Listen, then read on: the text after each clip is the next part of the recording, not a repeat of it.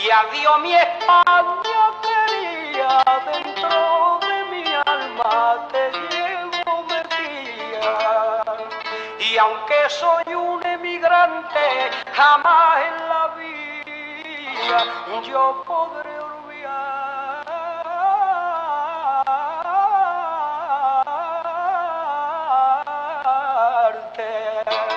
Järgmine, et tänaseks on 15 meetrit sekundis tuult lubatud. Ja juba hakkabki puhuma.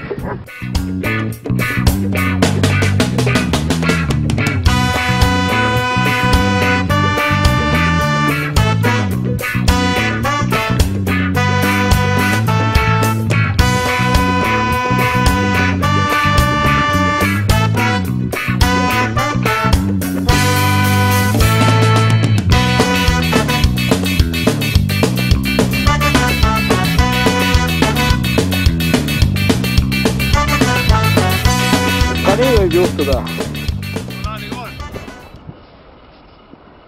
Talvel puhub tuul natukene teistmoodi. Nagu me oleme siin just näinud, siis kõrgemad õhukihid liiguvad päris kiiresti. Ja nüüd nad on juba mitmendat nädalat järjest puhunud kagu- ja idasuunast, mis tähendab seda, et meil on tulnud meeletu pakane steppidest.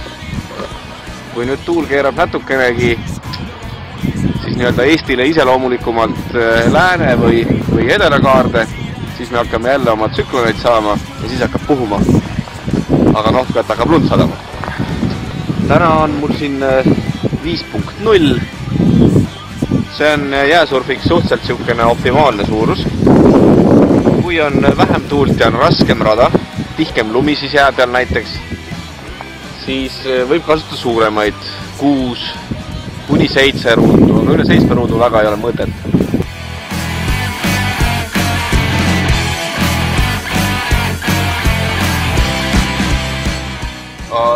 Sõltub jällegi, millist surfiala seal jää peal tehakse. Kas sa teed seda freestyle'i, kas sa ajad kiirust taga, kas sa teed slaalomit. Täpselt nii nagu suvel käivad ka tegelikult talvel need asjad. Erineb kindlasti suvisest asjast selle poolest, et suvised surfispotid ei päde. Tegelikult sõita võib ükskõik, kus on normaalselt jääd ja kus on natuke avarust, et tuul peale puhuks. Ja ei loe siin, kas on meretuul või maatuul, et peasid puhub, igalt poolt saab jala koju. Selle sama asja peal korraldatakse lühiraja Euroopa karikat juba mitmes aasta järjes ja üks etapp toimub ka Eestis.